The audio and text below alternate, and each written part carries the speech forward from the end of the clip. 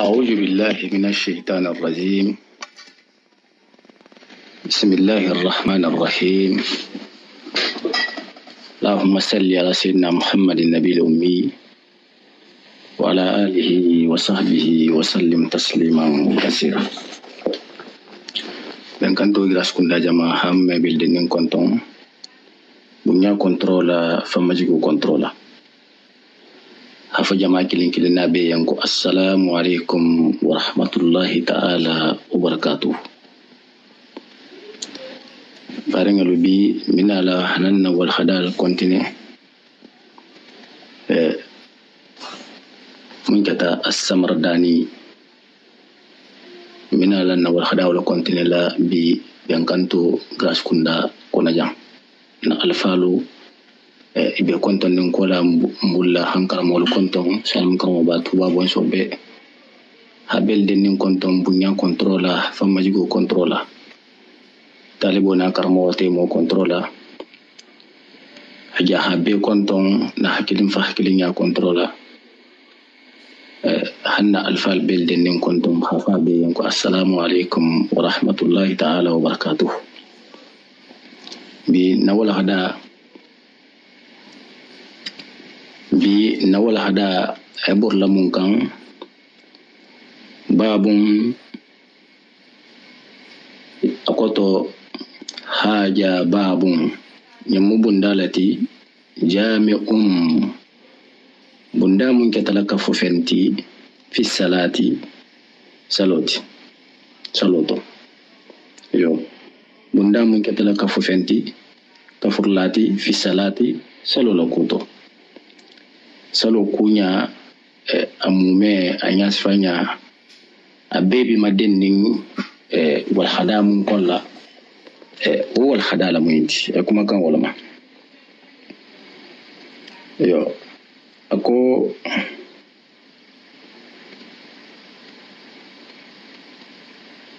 wa aqallu ma khadam tamum mafalo durugimi nemuso haka habulala saloto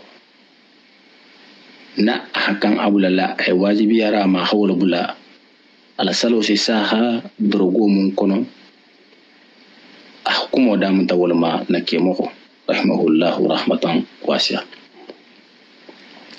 Akodi ako wa aqallu ma aku fenge beto doma ela dangal moti tata ku munya silen ata itata la ku munya siyawoti itata fembula silen munga siyawoti obiji bara ko aku fenge beto doma wa aqallu ma fenge beto doma yuji ul mar'ata mun simmu sho wasa من اللباس ستفانو كنتو في الصلاة سلوتو وممنتي الدرعو ولا مدرجبات جندو بيجي الدرعو أرابو كانتو نقدرو ولا مكو برني هاي كو جانكو نقدرو الدرعو أين لاكو مدرنياتو أكو درعو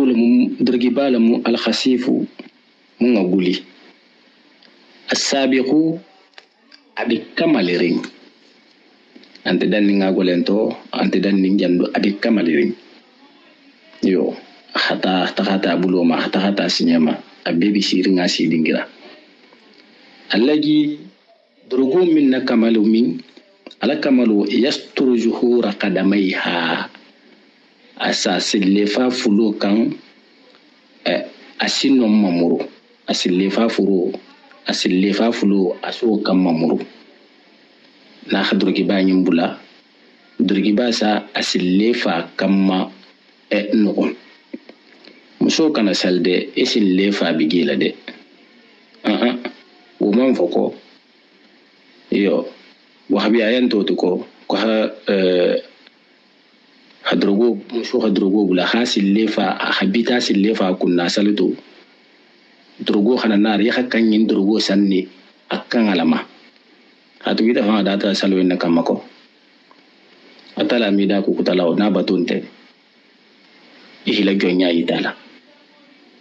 wasalo ni bo kala intina la fuskar ala mun ngadi ala ya siyasa loti salo ni bo kala hafiyan yamin nayi wakali ha kyaunya durgo mi nasi sille fa kamanu e kana durgi bulanon ta fano siti fano mun bidan ni golenga to amansi ikunkuru ba fa amansi isinye fama amansi sisi kuto fama muso ila salo wonta ko wahabiyayen to ko imamuna maliki fangala majhabul muti na alfal bi munkan alfal hakimun ya sifanye arsala kono imam maliki fan hormona barkoto almunkala fahamlati anin alfal mun khasifanye ibi turugo ngin bi jigilale isinge kunna isi lefa kammanu abi seferin arsala kuluba kolla pa ako yasturu juhura qadamaiha asille fa fulo kam mun sinon sutura khamanukum muso ya kan ne salo ya durgo ngin sanga kan ma durgo bi kerin bi han yo muso durgo istahamun sang ana hijabu bebi dunni nyohombulu ni habula akajigi habiti singe fankunna muso kan salla wonyale ni ba fela salo ramta bay salto afano ta hasiti faida afano bidan ni golenga to amansi sisi kuto fangaya Allah kibar la halan min sini kan son yebo ila salo la de ki asalo mun bu makafelanti subhanallah hakata wahke wala ako wa huwa akabi addir unya sifaliyen kan ta hamira nege dorogoti ako al khamisu ako dorogolam de iyo dorogolam bari ala sutru hakan ne hasinyin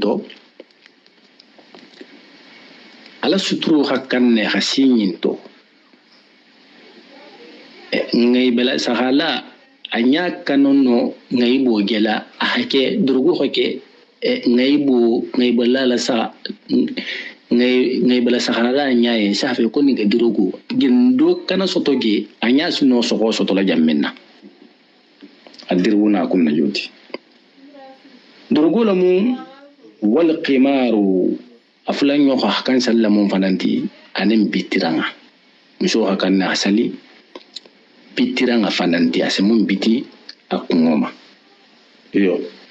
anin bitiranga asemun biti akungoma al khasifu wo fana munga guli de akana fi mata de munga guli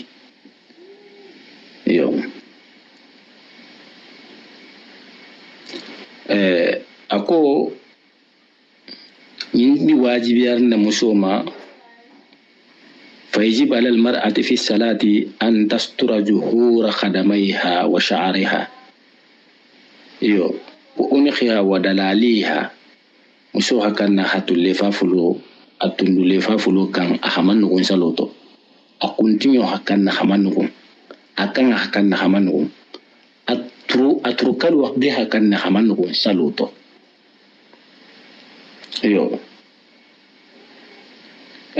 akuluma da wal hakam wala jela ana abulu tege fulo ko kense butu gela wonte tanati barwo kola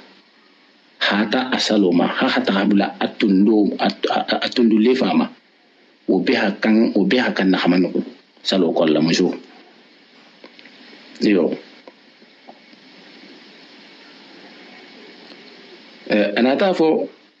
anata kurarim kola muso tafola ako wayuji rajulu fi salati sawbun wahidun yo ako wayuji rajulu ke inda kata ke yanna fi salati no wayuji rajulun de o mesana wayuji rajulu fi salati sawbun wayuji rajulu no ومسعنا ويجي رجل في ساعة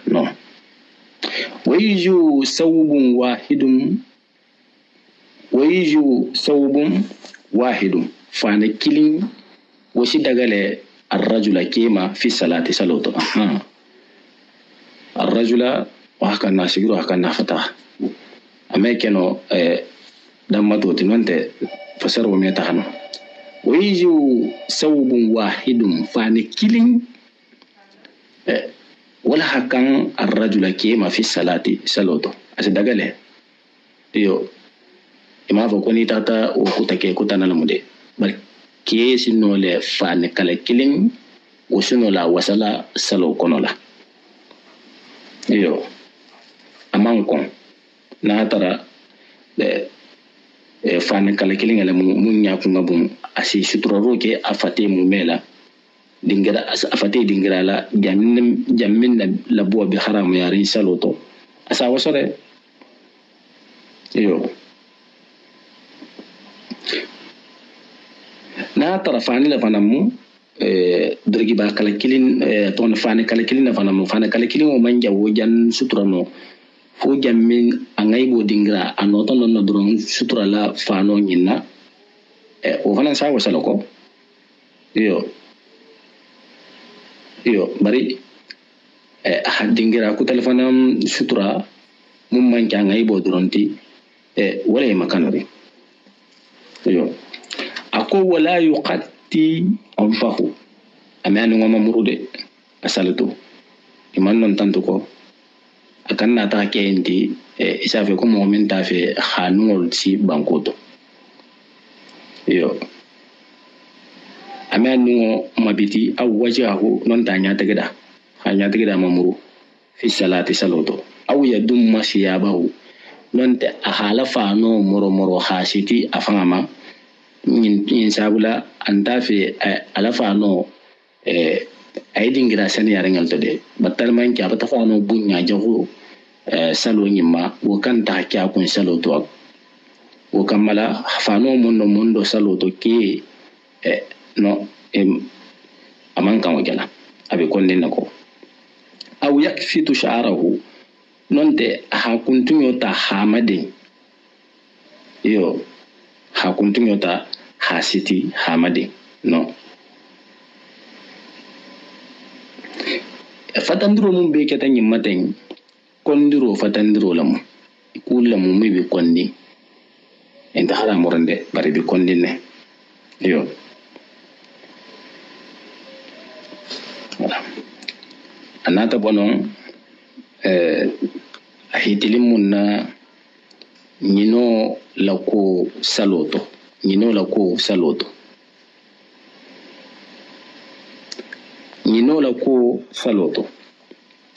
akodi ako kullu sahawin nyina almamu la nyina taba muhkilinga la nyina taba mumbi salaka fanga maba almam fallanki la nyina taba mumbi salaka almamu ko maba fi salati saloto salu sila keta farla salti fa keta nafla salti atu anata ma'rifatullah akita farla salti silemba fa keta nafla salti silemba bijiyadatin na keta gido lela khadula kafu ala saloma ka gidro ke ala saloto bar gidro mum gidro ke gidro nintide abe dennin walala yo munna fonga asiti donnin nala munna gidro mun tata arkan nane tata arkan nan lakan o gidro onte de o meta benna wala hake fo gidro ni haf ko gidro asteben sujudu la fi ha gidro den donningen la akan tasiyaya yo misal to ko kuma kana kuma kanyina hakuma o belegi bara hakuma ha sefe han kuma fanga si dangala hina to ko hanyo on fanga mu kuma to anata na kuma te hakuma ala nyon ya bila ki wisalol to wonte o jana si yale o sugide me o tabenno yo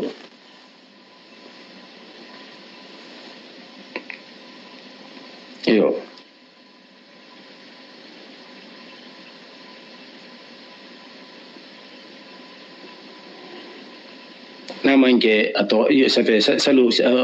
akuma jaman pana mun keta salteben kumoti na man ta kewti wala wo gidi na ta ke kun saloto atata siya jago falyasjud lahu wo margo akan sugidi lale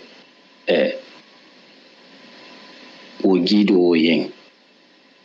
akan na sugudi alan yino yen ahnyino mun ke ha gidi ta wonya akan na sugudi yen sunno buloma bar sujudu jalmu sajida tayni sujudu fulala mubada salami assalamu alaikum kola nyinlon hafa ku sali wa sali nin gidro kete kunga ato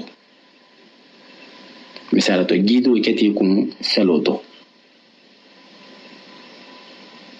nin gidro kete kun saloto alon automatique hafa ko o niveau tebenna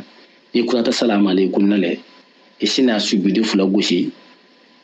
hatta ya assalamu alaikum wasi taben wala la nin gidro kete kun saloto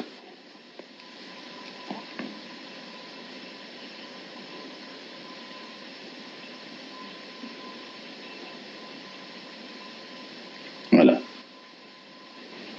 mari abiden nin munna gidro akana siya jagude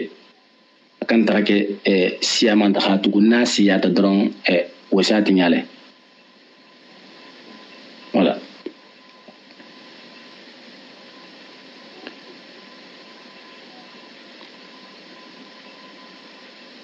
misal to mo hata kanyina saloto ala nyino wasimma ha hata dumro ke salo kono mo hata kanyina salo kono ala nyino wasimma ha himi salo kono mo hata kanyina salo ala nyino wasimma ha bago kara asago kono salo kono o janna sin tafalan najile ngomo wanyina salo kono hiya bago kara salo kono mo wonde salete wo bota salo kono le nengi no sita temoto alongo faida nyino bata jamfaya yo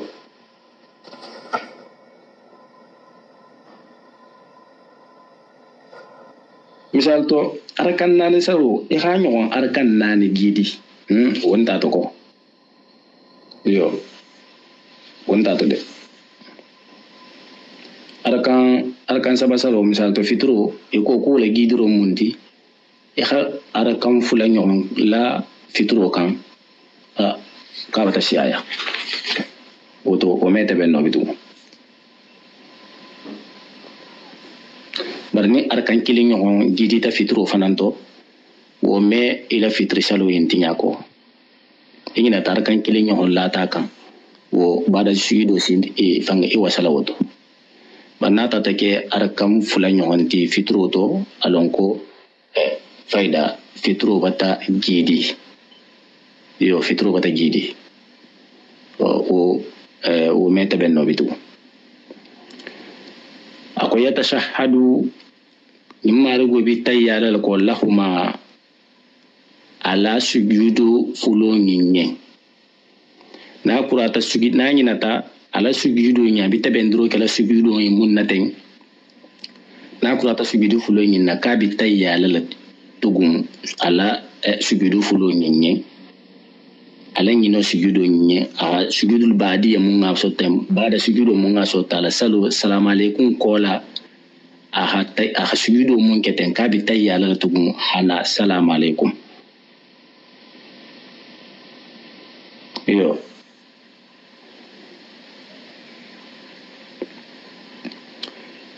wa yusallimu asna assalamu alaikum minhuma habo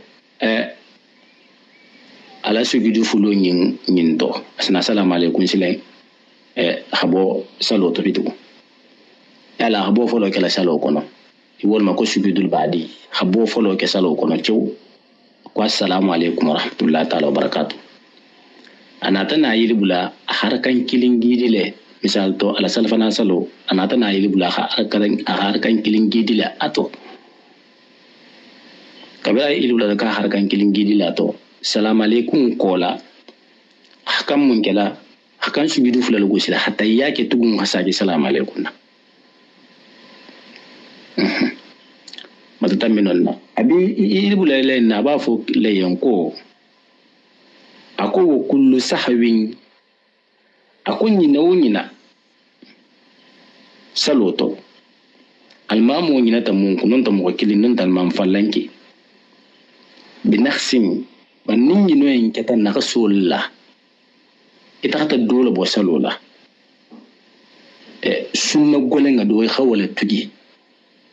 falyasjud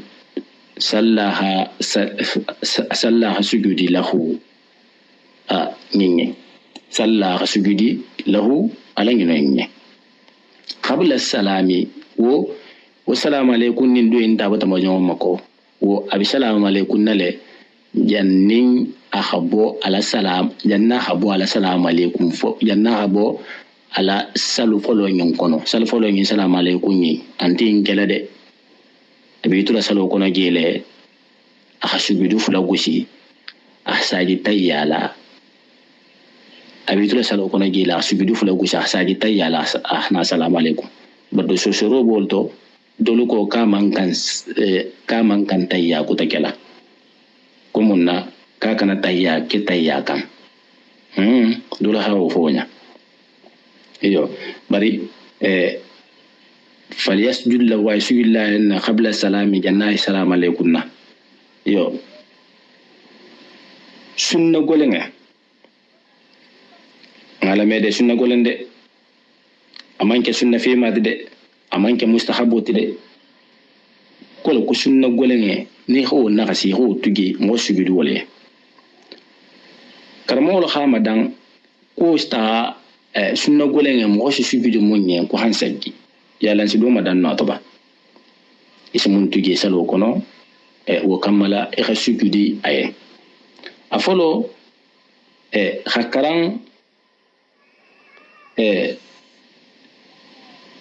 hakaran fenna misal to hakam mun la fatiha kan soro min ni hakan hala fatiha kan tugi imo wala kan itata continue wanya ina ta bibla fu la bangala ebi atondi lodo to ko man fatiha fan karan na lo folo nyinto alon ki bata naksiroje hari mila saloti nyade continue doron ne kurata ibe sugudi lele ila fatiha woto ji ha fatiha mun tugi fatiha mun tugi ten ima sal ko fatiha astaghfirullah soro mun tugi kan soro mun lala fatiha nyen kan atu fatiha mi fatiha tugi o warkan yanti nyala ko mu farlo lati yo alhamdulillah mbata yibla jannin atakan audio bula soro min ni hakan hala fatiha kan ita kata nyina ko arkan kono ibi lebla to min ne bata dun arkan do kono wo soro ni ibi yin taben ne nyaadi jana mun tugi hatu wo sunnatu muakkadalati kilin haka yelo la yenne kilin nin lan kene mo ningul lolu mu hakan wo kila yenne hakan kara mun kala o fanan bigi ibata wo tugi donc wo kamala ibi sujudu lele ataye ito gisu illa ataye woni atamu wo ma afaloti ni mo soro tugi hakan soro min karana fatiha kuma hakan na sujudu ye yo nafilon de muhtasar wa gumbangi aflan yogo hallan kena maro ke karangala farlo kono hakan lan kena maro kala jamminna misala to safu salu hakan na safu salu lan kena ma misal to safu salu hakan na safu salu lan kena ma imanna safu salu lo fulo imanna wo lan kena ma ina tana wo gullole ita ta yilibula wo fana lo kilinge igana mun tugete ha kamul lankena malate ha soro karan ha fatiha karan ha soro karan ha lankena ma imanna kyaw ina ta ke gulloto ina ta yilibula lo fulo nyoko kolla na lo fulo ni ngamun salte faida tunga kanna ha ke lankena molti bar mbata akaran gulloto ila arkan mantinya de continue yo ni continue ta ni sigi ni ta yata ni kurata ya sujudu fulake ya hatta ya ana assalamu alaikum kan lankina mo kala mun to nya hijana gullo ibata wotabe yo yensi ke munna sujudo ni sentano sujudo mandaya ta sentana mun bi ko mun ba ka hi wishi wasa saloto na hi wishi wasa ise wale ba mun sa fana ne toro ni ha sujudo fulo yinke atala si se wala atane si toro ko namiro to mbata fula mala lankina mo ke kan lankina mo ke la jammin ne hanon tuji anon gullo alon kibata naksiroki ko qabla sujudo la bi manon ibi sujudo la le jannin ibi sujudo la janni bi salam alaykum na bo janni bola salo kono no nam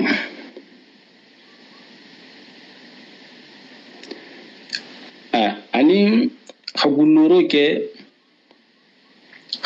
ke adingirato yo hagulloro ke adingirato hagulloro hakan hake jammenna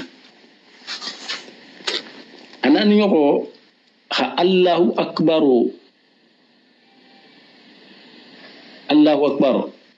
ho fanan tugi mo hakan na sujudo fananye bari ma ko Allah akbar folo de Allah akbar folo on farlol te ko yo Allah akbar do ya Allah akbar tugi kilim fula fayda alon ko hakan ne ha sujudo ke o kamako bari ma ko Allah akbar folo de Allah akbar folo ni mo fo idun to saloto inti sala kan faans ke man dun saloto folo yo Allah akbar folo o ko to ko takbiratul ihram kuni ikota ka Allahu akbar kibata do salo kono ko be bata haram ya mana man ke salolti o ko to la joti bar ni mo ke kinyina to lale idun da salo to ya fatiha kara soro ina ta libla e ko ma Allah akbar folo fon dun to salo to kibo te benna ato ne sujudu la sujudu me o te ben ko ila salo wol fam fu man jati man dun salo fon kono folo yo alunu yo sami Allahu liman hamdahu holtigi aworo nyo anin warawla nyo tayya folo anin tayya fula nyo isi wo mun ka tayya wala ke holtugi yo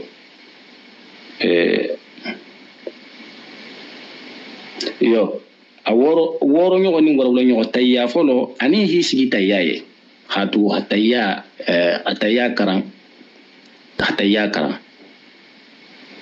wo mu ata sunnalati bar hisi gaya mpana ma ta sunnalati lorin kana kara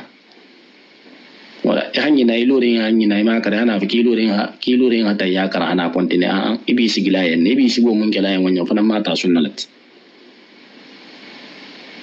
yo wala o kola asagi nyoko tayala banga mo kan na sugidu o fana to yi kan na sugidu o fana nya yo awa mata bono akwai ya tamma tashahuduhu ni la tayya banta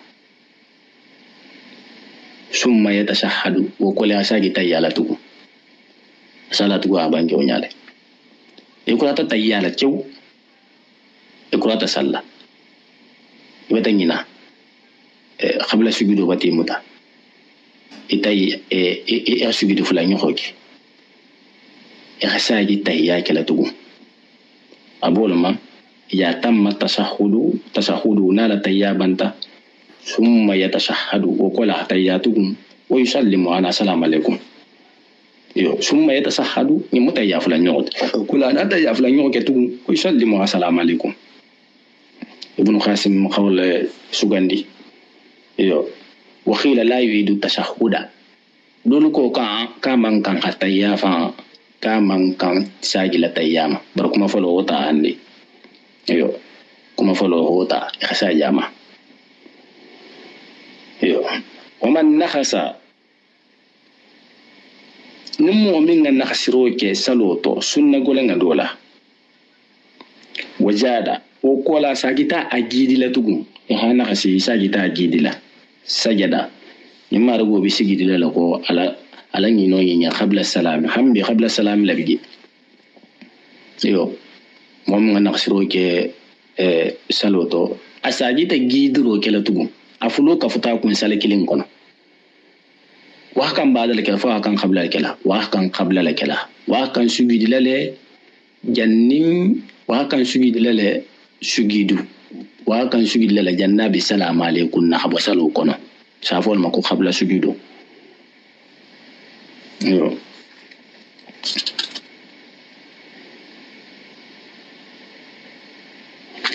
munna wo misalu munti Allah kila sallallahu alaihi wasallam